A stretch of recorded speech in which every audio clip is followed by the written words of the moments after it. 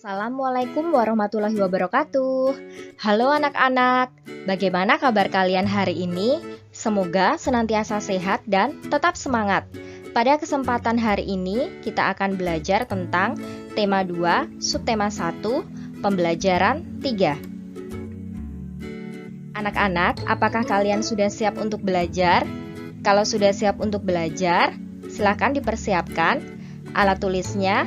Selanjutnya, kita berdoa menurut agama dan keyakinan masing-masing agar dalam pembelajaran kita diberikan kemudahan. Berdoa dimulai. Berdoa selesai. Nah, anak-anak, berikut adalah tujuan pembelajaran kita pada kesempatan hari ini. Yang pertama, dengan memperhatikan penjelasan guru, siswa dapat mengidentifikasi bentuk pola irama dengan bernyanyi dengan tepat. Kemudian, tujuan pembelajaran yang kedua yaitu dengan kegiatan diskusi, siswa dapat menceritakan kembali isi dongeng dengan bahasa sendiri secara lisan. 3. Dengan mengamati sifat pertukaran pada penjumlahan, siswa dapat menggunakan sifat pertukaran pada penjumlahan untuk menyelesaikan soal-soal dengan tepat. Anak-anak, pembelajaran kita mulai dengan membaca suatu dongeng. Asal mula buah kelapa. Seorang laki-laki mendaki gunung yang tinggi. Ia ingin mengunjungi penyihir sakti. Penyihir sakti mempersilahkan laki-laki itu masuk ke pondoknya. "Wahai penyihir sakti, ada sesuatu yang ingin kumohon darimu," kata laki-laki itu sambil menunduk dengan hormat. "Aku ingin diberi sesuatu olehmu, agar aku menjadi seseorang yang sangat berguna bagi setiap orang." "Permintaanmu cukup bagus," sahut penyihir sakti. Ia mengeluarkan sebuah kotak hijau yang kecil. Dia berkata, "Kau baru boleh membukanya jika kau sudah tiba di rumah." Laki-laki itu menerima kotak hijau tersebut dengan perasaan gembira. Setelah mengucapkan terima kasih, dia berjalan menuruni gunung. Di tengah perjalanan, dia tergoda untuk membuka kotak hijau itu. Ia ingin melihat apa isinya, namun ia tidak jadi membukanya. Saat ia ingat pada pesan penyihir sakti. Ketika tiba di kaki gunung, lagi-lagi dia tergoda ingin melihat isi kotak hijau tersebut. Ia lalu membuka kotak hijau itu. Tiba-tiba, laki-laki itu berubah menjadi pohon yang daunnya panjang dan buahnya besar-besar. Terdengar suara penyihir sakti dari puncak gunung. "Karena kau tak mematuhi kata-kataku, kau berubah menjadi pohon kelapa. Namun, permohonanmu tetap terkabul. Kau sangat berguna. Tiap bagian darimu berguna bagi manusia. Daunmu, buahmu, dan batangmu dapat dimanfaatkan manusia." Sejak saat itu, pohon kelapa cepat berkembang biak, sehingga bisa dijumpai di mana-mana. Orang menghargai pohon kelapa karena banyak gunanya. Anak-anak, setelah kalian membaca dongeng, kira-kira apa pesan yang terdapat pada dongeng yang berjudul Asal Mula Buah Kelapa? Pesannya yaitu, jika kita sudah berjanji kepada orang lain, maka kita harus menepatinya. Kalian bisa menuliskan pesan yang lainnya sesuai dengan kreativitas kalian ya, anak-anak. Manfaat pohon kelapa. Anak-anak, selanjutnya coba kalian simak manfaat pohon kelapa berikut ini. Yang pertama adalah akar kelapa. Manfaatnya sebagai bahan obat-obatan dan minuman, bahan penyangga konstruksi bangunan, mencegah banjir, bahan kerajinan tangan. Kemudian yang kedua, batang kelapa. Manfaatnya sebagai pengganti kayu konstruktif, bahan kerajinan tangan, dan bahan pembuatan kertas. Yang ketiga, daun kelapa. Manfaatnya untuk dibuat ketupat, sebagai makanan ternak, hiasan pernikahan, kemudian atap rumah. Yang keempat, buat kelapa. Manfaatnya, air kelapa kaya akan nutrisi yang dapat digunakan untuk kekebalan tubuh. Daging kelapa dapat dikonsumsi sebagai minuman. Tempurung kelapa dapat dijadikan arang. Sabut kelapa dapat dibuat menjadi karpet, tali, atau keset. Yang kelima, bunga kelapa. Bahan untuk pembuatan cuka, alkohol, dan obat tradisional.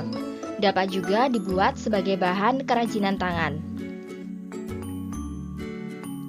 Ayo berlatih. Dayu mengunjungi pamannya, seorang petani kelapa. Dayu melihat panen kelapa di kebun pamannya.